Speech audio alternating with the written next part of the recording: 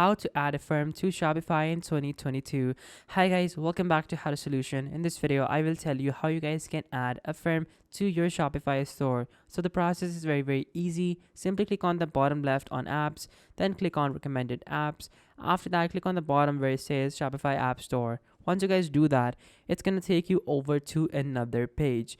Now over here, simply type in the search bar Affirm, and then after that you guys will have the Affirm plugin. So now from over here you guys can just simply open up Affirm pay over time messaging, and then you guys can just simply click on add. So right now this particular plugin is not compatible with my store, but if you guys have a store that is compatible with Affirm, then you guys can just simply add it by simply doing the same thing, and you guys will see add app over here. Like for example, I will see it over here. So like I see this over here, you guys are also gonna see a similar button over here on the Affirm app. So guys, that is how you can add the Affirm app, and once you guys have added it, you guys are gonna see it over here in the app section up top. So guys, that is how you can add Affirm to your Shopify store. Thank you so much for watching. Take care. Till next time. Goodbye.